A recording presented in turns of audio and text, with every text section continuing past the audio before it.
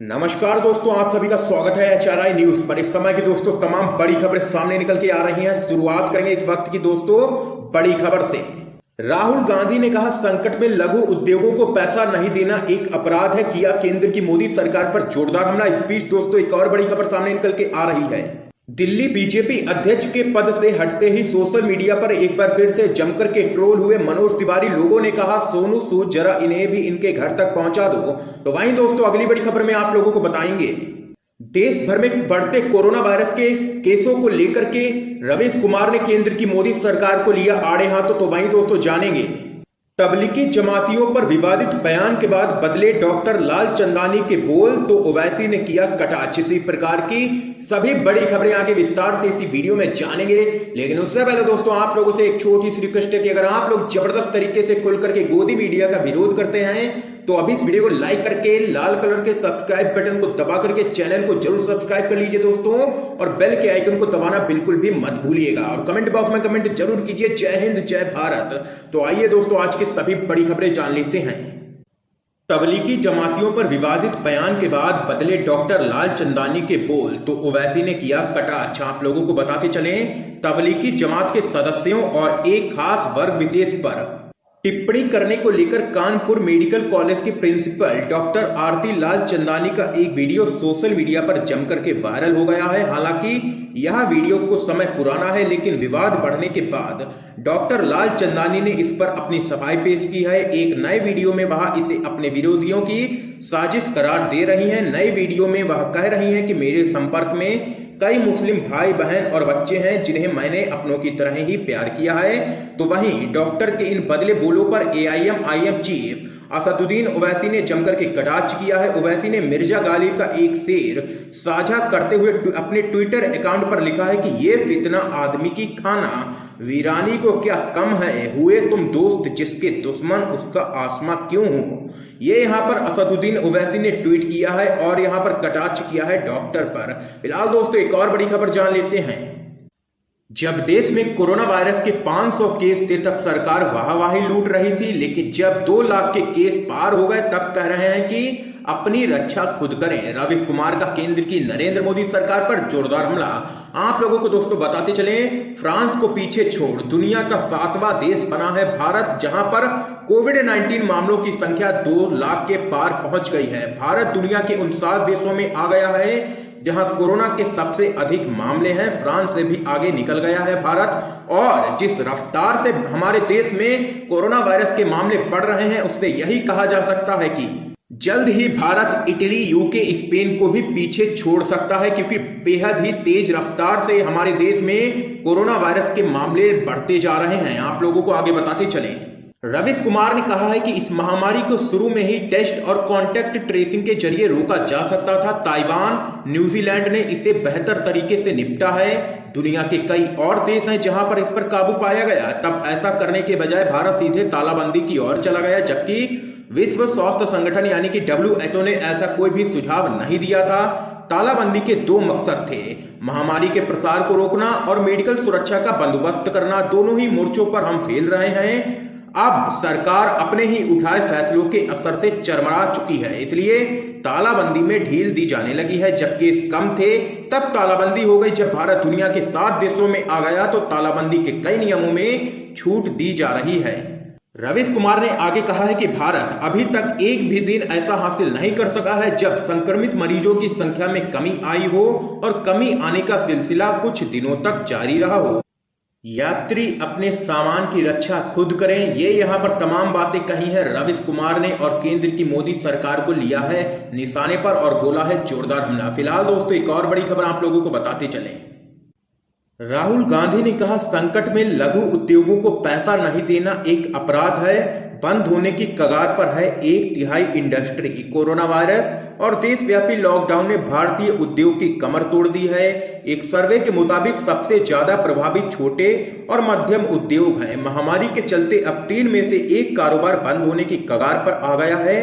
कांग्रेस सांसद राहुल गांधी ने अब इसी सर्वे का हवाला देते हुए मोदी सरकार पर निशाना साधा है। आप लोगों को दोस्तों बताते चलें, राहुल गांधी ने ट्वीट पर इंडियन एक्सप्रेस की खबर को साझा करते हुए कैप्शन में लिखा, भारत में 11 करोड़ भारतीय लघु और मध्यम उद्योग एमएसएमई द्वारा नियोजित हैं, उनमें से 1/3 स्थायी रूप से बंद हो रहे हैं। यह अपराध होगा अगर भारत सरकार ने उन्हें तुरंत आर्थिक सहायता नहीं दी तो वहीं दोस्तों राहुल गांधी की तरफ से एक और जोरदार हमला बोला गया है।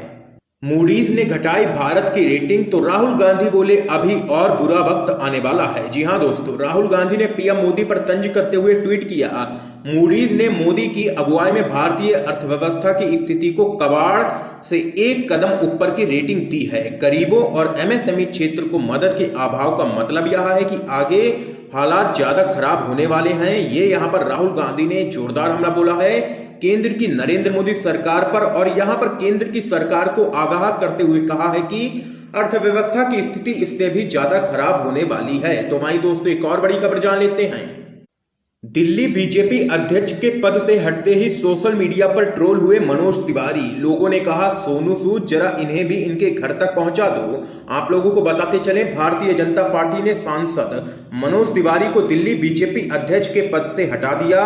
मनोज तिवारी की जगह पर आदेश गुप्ता को नया अध्यक्ष नियुक्त किया गया है। जैसे ही सोशल मीडिया पर मनोज तिवारी के हटाए जाने की खबर सामने आई, लोगों ने उन्हें जमकर के ट्रोल करना शुरू कर दिया। उन्हें हटाए जाने के बाद ट्विटर और फेसबुक पर फनी मीम्स जमकर के वायरल होने लगे। ट्विटर पर हैशटैग रिंकिया के पापा सैग्ड ट्रेंड करने लगा। आप लोगों को बताते चलें, एक यूजर ने सोनू सूद को टैग करते हुए लिखा कि आखिरकार भाजपा ने कुछ समझदारी भरा कदम उठाया। डियर सोनू सूद, कृपया मनोज तिवारी जी को भी घर भेज दें, उनकी पार्टी नहीं भेज पाएगी। ये यहाँ पर लोगों की तरफ से जोरदार हमला मनोज तिवारी पर बोला गया और एक बार फिर से यहाँ पर ट्रोल हुए हैं मनोज तिवारी और लोगों ने जमकर के उड़ाया है मनोज तिवारी का मजाक।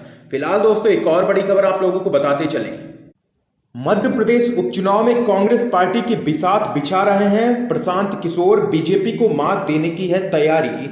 मध्य प्रदेश में 24 सीटों के लिए होने वाले विधानसभा उपचुनाव की जंग लगातार तेज होती जा रही है। सत्तारूढ़ बीजेपी हो या प्रमुख विपक्षी दल कांग्रेस, दोनों ही पार्टियां उपचुनाव में सभी सीटों पर जीत के लिए हर रणनीति लगातार अपना रही हैं। इसी क्रम में पार्टी के विधायक और पूर्व मंत्री पीसी शर्मा ने कहा है कि उपचुनाव में सभी सीटों पर जीत हासिल करने के लिए कांग्रेस चुनाव रणनीतिकार प्रशांत किशोर की मदद लेने जा रही है। इसके लिए प्रशांत किशोर के साथ पार्टी की बातचीत लगातार जारी है। ये यहाँ पर कहना है पूर्व मंत्री पीसी शर्मा का। फिलहाल दोस्तों एक और बड़ी खबर जान लेते हैं। बीजेपी के विधायक ने सोनू सूद से मांगी मदद तो अलका लांबा बोली, थोड़ी भी शर्म हो तो इस्तीफा देकर घर बैठ जाओ। क्या कुछ है पूरा मामला, बताते चले दोस्तों। मध्य प्रदेश के रीवा से भारतीय जनता पार्टी के विधायक राजेंद्र शुक्ला द्वारा बॉलीवुड एक्टर सोनू सूद से मदद मांगने के कारण हंगामा मच गया है। जबकि मध्य प्रदेश में सत्तारूढ़ पार्टी का विधायक होने के बाद उनका सोनू सूद से मदद मांगना दिल्ली की कांग्रेस नेता अलका लांबा को नागवारा गुजरा। आम आदमी पार्टी छोड़कर कांग्रेस का दामन थामने वाली लांबा ने ट्वीट के जरिए भाजपा विधायक पर तंज कसा है। कांग्रेस की नेता अलका लांबा ने ट्वीट किया, आंखों पर यकीन नहीं होता है कि जो खुद विधायक और पूर्व में मंत्री भी रहा मध्य प्रदेश और देश में इन्हीं की सरकार है। सीएम और पीएम इन्हीं के पार्टी के हैं। महाराष्ट्र में भी इनके सांसद और कई विधायक हैं, फिर भी मदद सोनू सूद से मांग रहे हैं। थोड़ी भी शर्म हो तो इस्तीफा देकर घर बैठ जाओ तो बेहतर होगा। आप लोगों को तो बताते चले दोस्तों, आप लोगों के सामने राजेंद्र शुक्ला जो कि बीजेपी के विधायक हैं, उनका ट्वीट है। इसमें उन्होंने कहा है कि सोनू सूद जी ये रीवा सतना मध्य प्रदेश निवासी काफी दिनों से मुंबई में फंसे हुए हैं और अभी तक वापस नहीं पहुंच पाए हैं। कृपया इनको वापस लाने में हमारी मदद करें। देख सकते हैं कि देश में इनकी सरकार है, प्रदेश में इनकी सरकार है, महाराष्ट्र में इनके कई सांसद हैं, कई विधायक हैं, लेकिन ये यहाँ पर मदद मांग रहे हैं सोनू सूद से और यहाँ पर सोनू सूद ने इनकी मदद भी की है। और उन्होंने ट्वीट करते हुए कहा है कि सर अब कोई भाई कहीं नहीं फंसेगा, आपके प्रवासी भाई कल आपके पास भेज देंगे। सर कभी एमपी आया तो पोहा जरूर खिलाना। ये यहाँ पर सोनू सूद ने ट्वीट किया है। तो यहां पर दोस्तों देख सकते हैं कि सोनू सूद ने बीजेपी के विधायक की मदद तो कर दी है, लेकिन अलका लांबा ने यहां पर जोरदार हमला बोला है और कहा है कि थोड़ी भी शर्म हो तो इस्तीफा देकर घर बैठ जाओ। क्या आप लोग दोस्तों अलका लांबा की इन तमाम बातों से सहमत है या नहीं, अपनी राय जरूर बताइएगा। फिलहाल दोस्तों एक और बड़ी अपडेट आप लोगों को बताते चलें। लॉकडाउन के दौरान करीब 200 प्रवासी श्रमिकों की सड़क दुर्घटनाओं में मौत हो गई और इसके विभिन्न कारणों में से एक वाहनों की तेज रफ्तार रही। ये एनजीओ की रिपोर्ट में हुआ है बड़ा खुलासा। देश में सड़क हादसों पर अंकुश लगाने की दिशा में कार्यरत इस गैर सरकारी संगठन यानी कि एनजीओ ने एक बयान में कहा है कि प्रवासी श्रमिकों की सर्वाधिक मौत 5 राज्यों उत्तर प्रदेश, मध्य प्रदेश, बिहार, तेलंगाना और महाराष्ट्र में हुई है। उसने कहा है कि जब से लॉकडाउन शुरू हुआ तब से करीब 200 श्रमिक घर के लिए पैदल जाते हुए, साइकिल से जाते हुए, भारी एवं हल्के वाहनों में सफर करते हुए तथा सरकारी बसों से यात्रा करते समय अपनी जान गंवा बैठे हैं। आप लोगों को बताते चले, यूपी में सबसे अधिक प्रवासी मजदूरों की सड़क दुर्घटनाओं में हुई है मौत। एनजीओ ने रिपोर्ट में किया है बड़ा दावा, जिसके बाद यूपी की योगी सरकार आ गई है लोगों के निशाने पर। फिलहाल दोस्तों एक और बड़ी अपडेट आप लोगों को बताते चलें।